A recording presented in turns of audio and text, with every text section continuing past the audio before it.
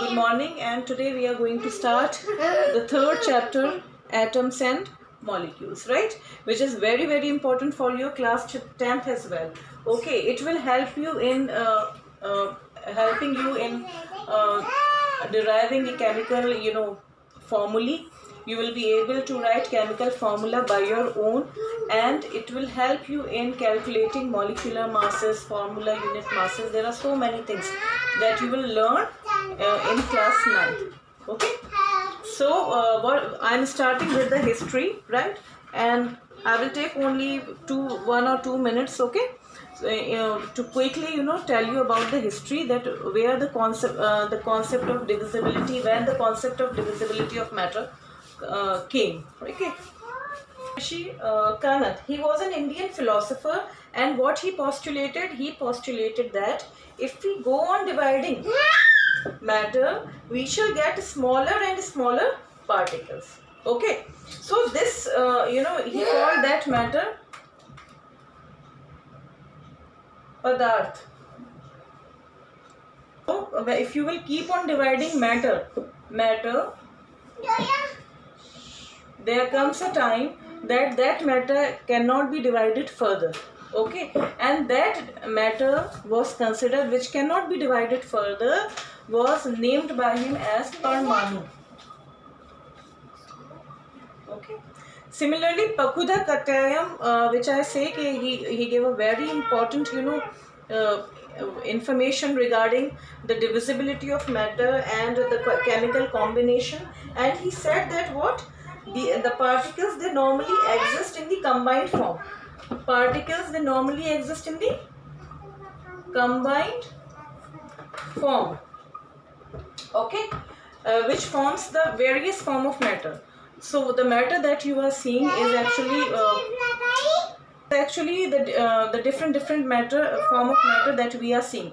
So these matter, the particles, they combine in different manner. Okay, so this was given by what? Pakudha Katyayam.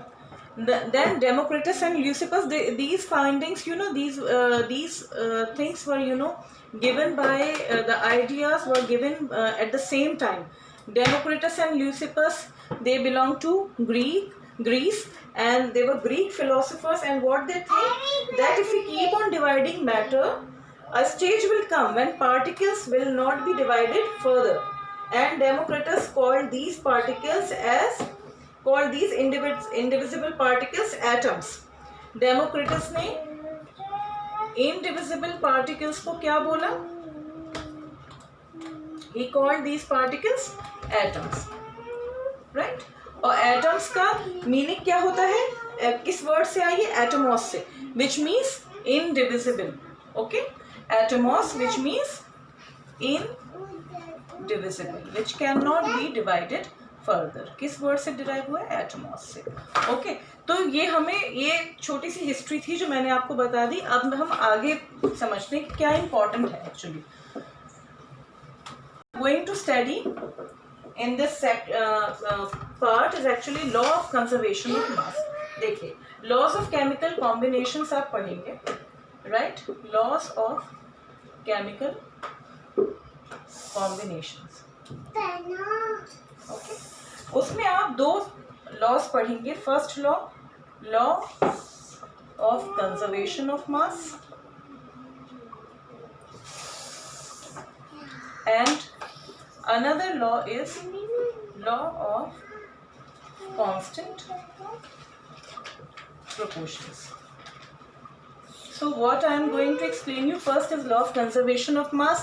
It is very simple, okay, very easy to understand. और इसमें क्या important है, या तो sometimes आपसे law पूछा जा सकता है, state law of conservation of mass, okay, और what can be asked, numericals. तो न्यूमेरिकल्स फिजिक्स में भी और केमिस्ट्री में भी बहुत इंपॉर्टेंट रोल प्ले करते हैं. अगर आपको अपने थोड़ा सा भी कॉन्सेप्ट बिल्डअप करना है तो start solving numericals. So first of all I will explain you what is law of conservation of mass, then we will do few numericals. Okay, so अभी हम law of conservation of mass पढ़ेंगे, जो कि किसने दिया? Which was given bye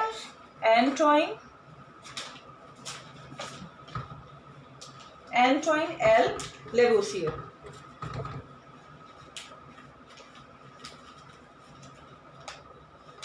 okay, French chemist हमने पढ़ाई था अभी कि एलिमेंट का कॉन्सेप्ट जो दिया था इन्होंने, तो एंटोइन लेवुसियर ने बहुत अच्छा कॉन्सेप्ट दिया था एलिमेंट का, जिससे बहुत अच्छी डेफिनेशन हमने अभी एलिमेंट्स के टॉपिक में पढ़ी थी, है ना। अब हम पढ़ लेते हैं कि what is law of conservation of mass. What does it state? It states that mass can neither be created nor destroyed in a chemical reaction. In the previous video, when I was finishing chapter 2, right, I uploaded the video on compounds, right, in which there was it was based on chemical change, right, which was based on chemical reaction, okay, which leads to the formation of a compound, right. So what is that? Why I am asking you to recall that video is that because that when we react to things, okay, whenever the chemical reactions happen, okay, it means that what, that the total mass of reactants will be equal to total mass of products. What does it states? That mass can neither be created nor destroyed in a chemical reaction. That is why this law is known as what? Law of conservation of mass. What does it mean? What does it mean? It means that total mass of reactants is equal to total mass of products. अब मैंने वो recall करने को आपको क्यों बोला? आपने iron and sulphur mix किया था, ठीक है, और उसको आपने हीट किया था. यू हीटेड दैट मिक्सचर, और जब आपने हीट किया तो आयरन सल्फाइड बन गया, राइट, और कुछ नहीं बना, only iron sulphide. Iron sulphide जो बना, अगर हम उसकी प्रॉपर्टीज़ की बात नहीं कर रहे हैं, तो अगर आपने जो भी आयरन लिया और सल्फर लिया, एक एग्जाम्पल ले रही हूँ मैं आपसे. सपोज करिए ये अगर आपने 5 ग्राम लिया, ये 2 ग्राम, ये एक रेशो था जो अभी मैं ऐसी बस रफली लिख रही हूँ. तो इस लॉ का मीनिंग क्या है? इस लॉ के अकॉर्डिंग 7 ग्राम बनना चाहिए, ओके. इट मीन्स रिएक्टेंट्स तो आप जानते हैं, रिएक्टेंट्स क्या होते हैं? Combining species which takes parts in chemical reaction. और प्रोडक्ट क्या होता है? जो कुछ नया बनता है, which is formed is known as product. तो प्रोडक्ट हम ज़्यादातर राइट साइड में लिखते हैं और लेफ्ट साइड में हम क्या लिखते हैं? रिएक्टेंट्स लिखते हैं. तो टोटल मास आप जितने भी न्यूमेरिकल्स सॉल्व करेंगे, this law will be more clear when I will give you 1 or 2 examples. That total mass of reactants is equal to total mass of products. अगर आपसे कोई लॉ स्टेट करने को पूछे, लॉ लिखने के लिए आए, तो लॉ में आप क्या लिखेंगे? Name of that person who proposed that law, okay, जिसने लॉ ये दिया. दूसरी बात, आप ये जो प्रॉपर लॉ है उसी फॉर्म में लिखा जाता है, इन्वर्टेड कॉमास में. अगर आप वो इनक्लोज कर दें तो और अच्छा है. तो ये आप अपनी लैंग्वेज में आपको नहीं लिखना है. उसके बाद ये कंक्लूजन है हमारा कि total mass of reactants is equal to total mass of products. अब मैं आपको बुक से सॉल्व करके एग्जाम्पल बता रही हूँ. What is there in this question? In a reaction, 5.3 gram of sodium carbonate reacted with 6 gram of ethanoic acid. तो आप अगर लैंग्वेज देखें, अगर ये इक्वेशन ना दी होती, ये वर्ड इक्वेशन है, अगर ये आपकी बुक में नहीं गिवन होती, तो आप तब भी बता सकते थे कि इसमें रिएक्टेंट्स क्या हैं, प्रोडक्ट्स क्या हैं. So one thing that you need is to understand reactants and products in the particular question. बस वो आपको मेक आउट करना, वैल्यूज आपको ठीक नोट डाउन करनी है. Everything will come easy then. So 5.3 gram of sodium carbonate reacted with 6 gram of ethanoic acid. इन दोनों की जगह हम यहाँ पर ये लिख सकते हैं कि what is the mass of sodium carbonate? 5.3 ग्राम. और अगर आप इसको ऐड करेंगे with ethanoic acid mass 6 gram, value देखते हैं हम क्या आती है. Total mass of reactants, एक मिनट पॉज कर देना. Total mass of reactants is equal to what? 5.3 gram. We know sodium carbonate is 5.3 and and 6 gram ethanoic acid. आपको in your notebook what you need to do is to write total mass of reactants is equal to, पहले आप reactants लिखेंगे, ये equation लिखनी important है. ये हमारे reactants हैं और उसके मास मैंने लिख दी कितना? 11.3 gram. Now total mass of product कितना है? 2.2 ग्राम ऑफ कार्बन डाइऑक्साइड, यहाँ लिख दिया. सोडियम इथेनोएट कहाँ पर है sodium. The products 0.9 gram of water देख लीजिए पहले 0.9 ग्राम लिख दिया. और लास्ट में इसमें मैंने ऐड कर दिया है क्या, sodium ethanoate which is 8.2 gram. Okay, इसको ऐड कर लेते हैं हम. 8.2, 0.9 एंड 2.2 ऐड कर लीजिए. 13, 11.3. आप देख रहे हैं that you will find that total mass of reactants is equal to total mass of product. तो पूछा क्या है, show that these observations are in agreement with the law of conservation of mass. So what you will say, yes, they are in agreement with the law of conservation of mass because total mass of reactants is equal to total mass of products. आपका answer क्या होगा, yes, they are in agreement with the law of conservation of, yes, they are in agreement with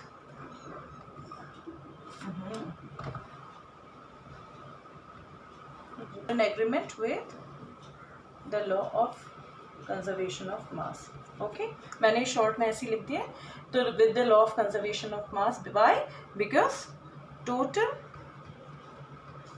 mass of reactants is equal to total mass of products. Both values are equal here. So that is why it obeys the law of conservation of mass. Now next question. अगर देखिए आपको इसमें कुछ भी, इसमें gas evolve हो रही है which is what, carbon dioxide. अगर वैल्यूज कुछ भी गड़बड़, इसमें ट्विस्ट करके भी आपको दिया जा सकता था कि ये रिएक्शन हुआ, लेकिन हमारे पास से कार्बन कौन सी चीज़ ऐसी है इसमें प्रोडक्ट्स में जिसकी वैल्यू हो सकता है कुछ गलत आई है, जिसकी वजह से आपका total mass of reactants is not equal to total mass of product. तो आप क्या कह सकते थे, it could be carbon dioxide which has been evolve. अगर कार्बन डाइऑक्साइड इवॉल्व हो गई है ना, इवॉल्व तो हुई और वो स्केप कर गई फ्रॉम बी का, तो obviously you will come up with wrong values. इसीलिए एक्टिविटी जो आपकी एक एक्टिविटी भी बुक में गिवन है, वो भी अभी मैं आपके साथ डिस्कस कर लूँगी कि उस एक्टिविटी के थ्रू आप कैसे डिराइव कर सकते हैं कि what this law of conservation of mass means. तो एक हमारा न्यूमेरिकल हो गया, एक एक्टिविटी और कर लेते हैं. So in activity 3.1 there are 3 sets given, okay, which you can choose any one set, any one pair. So I am starting with barium chloride and sodium sulfate, which is the second set, in which what you have to do is to make 5% solution of both barium chloride and sodium sulfate. अभी हमें इससे मतलब नहीं है कि हम क्या, आपको इसका जो conclusion है वो मैं बता देती हूँ कि you have taken in an ignition tube solution of X, which is what here, barium chloride, right, and sodium sulfate in the beaker, in the conical flask actually. So sodium, and you will see that there is a cork on the top, okay, so that if any gas escapes, if any gas evolves in this reaction, it will be unable to escape. लेकिन इस reaction में कोई gas escape नहीं होगी. कैसे? अगर जब आप इसको, अभी इन्होंने ऐसे ट्राई किया हुआ है, आपको वे करना है कि कितना होता है टोटल वेट, ठीक है, और उसके बाद जब आप इसको मिक्स कर देंगे कंटेंट्स को, इसके थोड़ा सा थ्रेड लूज करके, और जब आप swirl करेंगे कंटेंट्स, तो क्या होगा, दे विल मिक्स. और जब मिक्स हो जाएगा तो क्या बन जाएगा, obviously chemical reaction will happen. तो केमिकल रिएक्शन कैसे होगा, बहुत ही इनिशियल उस पर मैं समझा रही हूँ, अभी आपको डबल डिस्प्लेसमेंट ये सब नहीं बताया जा सकता है. तो व्हाट यू कैन डू कि देखिए, ये जो फर्स्ट पार्ट है और सेकंड पार्ट, इससे जब भी अभी आपका कोई रिलेशन है नहीं, ये आप 10th में पढ़ेंगे. ये हमने सेकंड वाला पार्ट जो सेकंड रिएक्टेंट का था वो फर्स्ट के साथ ज्वाइन कर दिया, और जो इसका सेकंड पार्ट था वो हम यहाँ पे लेके आ गए. बस अभी ऐसे समझ लीजिए. तो एक हमने नया कॉम्बिनेशन क्या बना, barium sulphate and what, sodium chloride. So something new is formed, chemical reaction has occurred, and आप जब इसका टोटल मास फिर से आप वे करेंगे वेइंग बैलेंस पे, you have to weigh it very carefully, और उसका टोटल मास रिकॉर्ड करना है. फिर उसके बाद जब आपने मिक्स किया तो you will find that white PPT, white precipitate, कुछ white सा आपको सोल्यूशन बना हुआ दिखेगा. सोल्यूशन में पहले ये दोनों कलरलेस थे, उसके बाद आपको क्या दिखेगा, बेरियम सल्फेट का वाइट प्रेसिपिटेट दिखेगा. ओके यानी हमें इस रिएक्शन से हमें क्या पता चल जाएगा कि केमिकल रिएक्शन हैज अकर्ड। अगर ये कोई फिजिकल चेंज होता तो आपको इस तरह से आप नहीं देख पाते, बट केमिकल रिएक्शंस में क्या होता है कि कुछ रिएक्शंस में you can see you can see change in colour also. तो ये बहुत अच्छा एग्जाम्पल है कि एक इनसॉल्युबल सब्सटेंस बन जाएगा बीकर फ्लास्क में। तो यहाँ पे आपका क्या बन गया, हम इसकी पूरी केमिस्ट्री पे अभी नहीं जा रहे, मैं बार बार आपसे कह रही हूँ। आपको यहाँ पे क्या मिलेगा, white PPT precipitate of barium sulphate and sodium chloride. और जब आप वे फिर से करेंगे कंटेंट्स बीकर के साथ, जब फ्लास्क के साथ जब आप वे करेंगे तो it will come out to be the same. Okay, तो ये क्या हमें बताता है कि that law of conservation of mass holds true. So one more question. Calcium carbonate decomposes on heating to form calcium oxide and carbon dioxide. When 10 gram of calcium carbonate is decomposed completely, then 5.6 gram of calcium oxide is formed. Calculate the mass of carbon dioxide formed. So in this question it is quite clear that the reactant is actually what? Calcium carbonate decomposes. So there is only one reactant here, which is what? Calcium carbonate. It on heating it decomposes to what? Calcium oxide and carbon dioxide. So they are asking you what? They have given mass of two species. One is calcium carbonate and another is calcium oxide, and what you need to calculate is the mass of carbon dioxide. So what we will write, according to the law of conservation of mass, pause kar lo. So what I have written, that according to the law of conservation of mass, total mass of reactants is equal to total mass of products. This thing this step is going to be written every time when you are solving questions based on law of conservation of mass.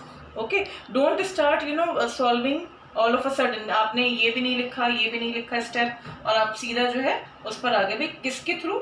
So according to the law of conservation of mass which you are following, right?